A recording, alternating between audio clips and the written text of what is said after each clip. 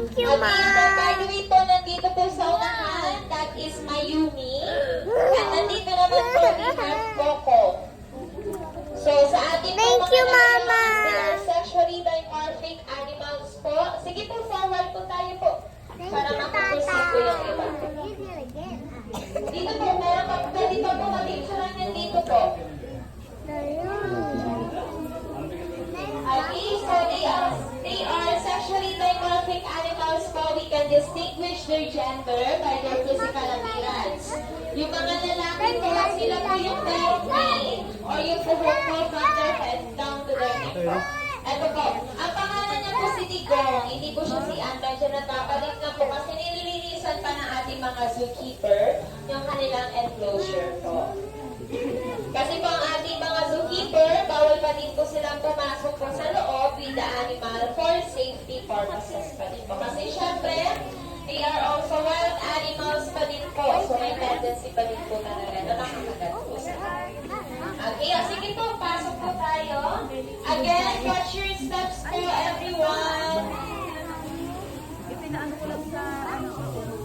Okay, so ito lang po ang ating mga female lion na naghahanap po ng kanilang food.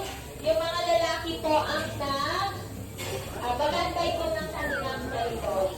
By the way, may mga naglilinis po sa loob, they are the keepers po dito sa area. Sila po nagbibigay po ng mga food, nagbibigay po ng mga kailangan po natin mga animals.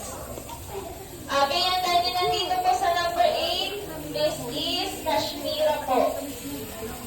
Opo, siya po ito.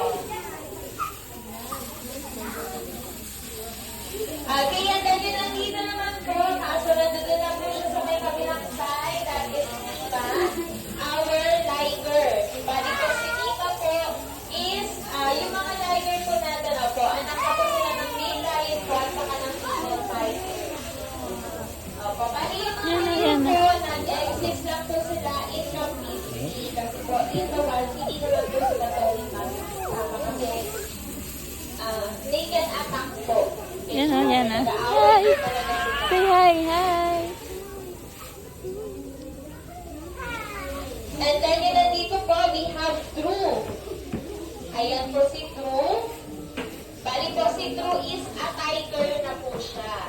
Bali po, ang mga tigers po natin, sila po yung merong stripes po in their body. Okay, and then here at Subic Safari po, our lions and tigers, we are feeding them chicken meat. I look like my dog. Sige, baby, picture ka. Yeah, may nakikita si... Natatakot siya.